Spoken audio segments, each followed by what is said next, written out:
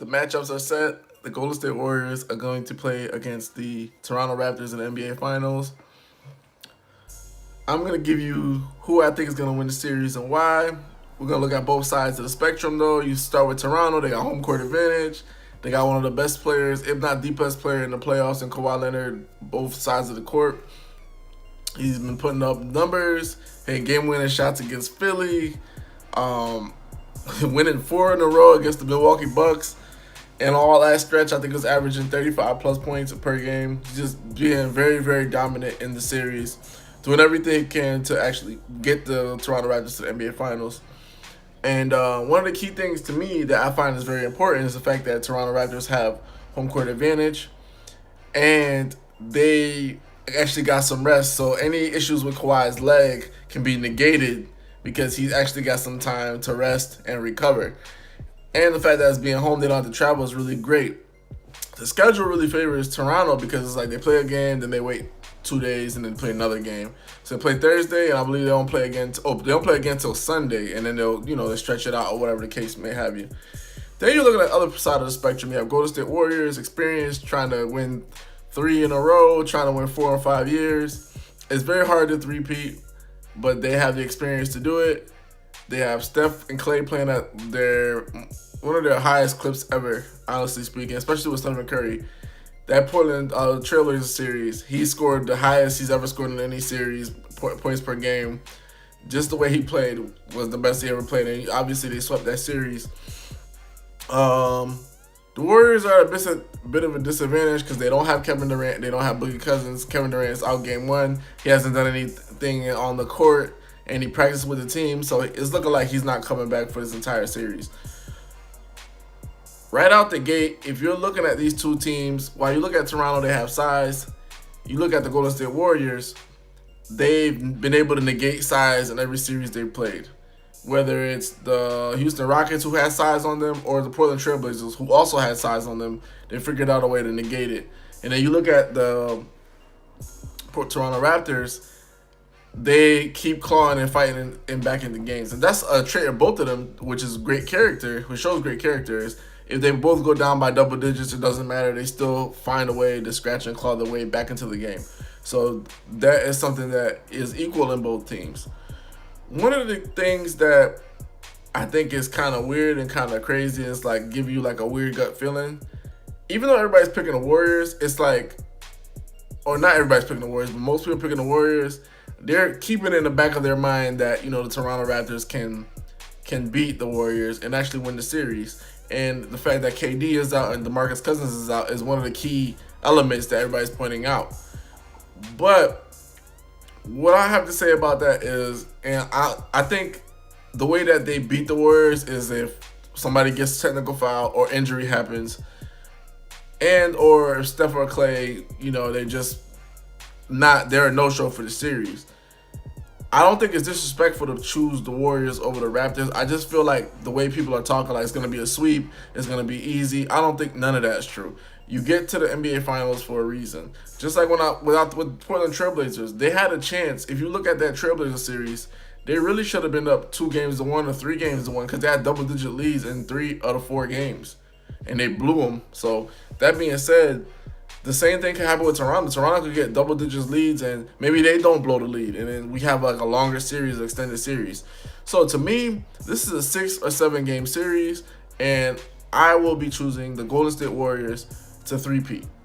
I have my own selfish reasons for this. Number one, I want to see a three-peat. I think we haven't seen one since the Lakers, Shaq's Lakers with Kobe and Shaq. And it's just, Jordan before that. It's not so many. There's only so many teams, like 4 teams that three-peated. Celtics in the 60s, Lakers, Bulls, and that's it. So Miami was on their way to three-peat, and they met with Kawhi Leonard, and that was a wrap. So that being said, I'm still going to go with the Golden State Warriors. I feel like they have finals experience. I feel that they have more people that are consistent on their roster. And when I mean consistent, they don't have to worry about a Danny Green going 0 for 6, Marcus Gasol giving you 6 points. They don't have to worry about Kyle Lowry giving you a feast or famine game. Sometimes Kyle Lowry does great, and then sometimes he just goes for 6 or 8 points or whatever the case is. They don't have to worry about a Serge Ibaka going 0 for 4 in the first half or nothing like that. everybody on the Golden State Warriors, if they have a bad half the first half of the game, they will find a way to pick it up. And another thing, that the reason why I'm choosing the Golden State Warriors is they faced their fiercest competition in the Houston Rockets. So the Rockets had them, honestly speaking, they should have won the series when Kevin Durant going down, and they lost it.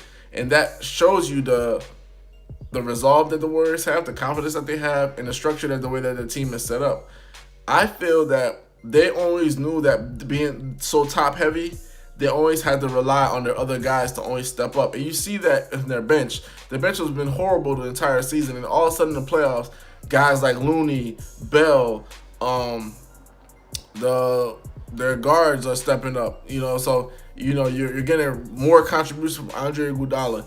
These are the things that we're not seeing, and it's really a strength in numbers. So to me, this is going to be one of the most challenging series, and I don't necessarily mean it's because it's, they're facing the Toronto Raptors. Toronto Raptors are a good team, but they just don't have the personnel. So the fact that now they have to rely on that personnel, it just is another layer of motivation for them to win the title, because they're like, not only are we winning for us, I'm not winning for Steph or Clay, I'm winning for the Bells of this world, the Loonies of this world, the DeMarcus Cousins who's out, the Kevin Durant who's out. So that's extra motivation, because honestly speaking, everybody doubted them from the Rocket series to the Portland series. Nobody thought they would sweep the Portland series. Some people thought the Portland Trailblazers was going to the NBA Finals, and they were wrong, a la Charles Barkley.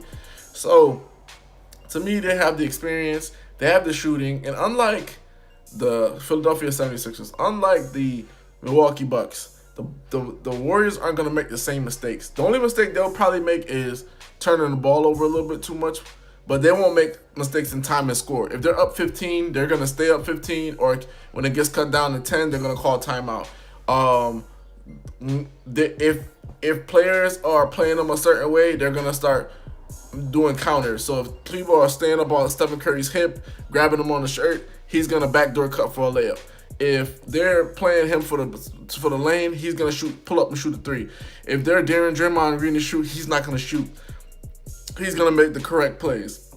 And that's what happened with the Milwaukee Bucks. It's just like the Philadelphia 76ers, their half-court offenses are horrible. You're looking at the Golden State Warriors, one of the best-ranked half-court offenses of all time. So they're not going to have the same mental lapses and mistakes that plagued the Bucks and plagued the Philadelphia 76ers. And you see, honestly speaking, Bucks were up 2-0. Sixers, it went to a 7-game series. Like, Toronto had times to falter. They just clawed through, and there were some mistakes where teams gave away games. I'm just gonna be honest. Teams gave away games. Same way for the Warriors. Some teams kind of gave away games, but then at the end of the day, the Warriors took the games. Like Game 5, it wasn't a giveaway when KD went down against the Rockets. They took it. Then Game 6, they took that game. Those games 3 and 4 in Portland, they took those games. So that's the difference. Like, the Warriors are in the business of taking. They're trying to take another championship, trying to three-peat. I think it is, we'd be remiss in saying just the experience, the coaching experience. Kawhi Leonard and Danny Green are the only guys that ever been to the finals. So they know what to expect, but all the other guys are going to. Pascal Siakam, if he has a bad game, the scrutiny that's going to come upon him. These guys haven't been there before, and it's just like the learning curve is so great for them to first year to get to the finals like this. To me, it's from an experience standpoint, I don't think they're equipped to mentally handle the challenge. Physically, they have all the pieces. KD is out. Like, you would think this is like a gimme. Like, we're gonna win the title. But that's when the Warriors lull you to sleep.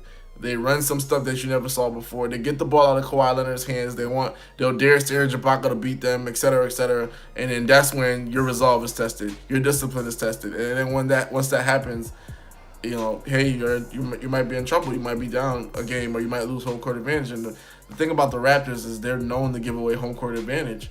So even though people are feeling like there's nobody to guard Kawhi, I still feel the same thing like about Klay Thompson or stuff. Because if you put Kawhi or Danny Green on Klay Thompson or Stephen Curry, it's like now what's gonna happen is if they get in foul trouble, you're in trouble. And then you open up the floor for all the other guys to score, because now Kawhi is, instead of guarding a small forward like Iguodala taking plays off, now he got to run around and stuff like that, and then he can re-aggravate any kind of injuries that he has. So I'm going with the Warriors. It's not necessarily because the Warriors are so surpassed in talent than the Toronto Raptors. I feel like the Warriors are going to make the most of their talent. I think they're going to make proper decisions and do not make mistakes, not make the same mistakes. They're going to study every single series the Raptors have played from the beginning rounds to the rounds now and see what has worked for them, what has not worked for them, and where teams have faltered. They're not going to make the same mistakes. They're going to come in laser focused because they're down a man and they are doubted.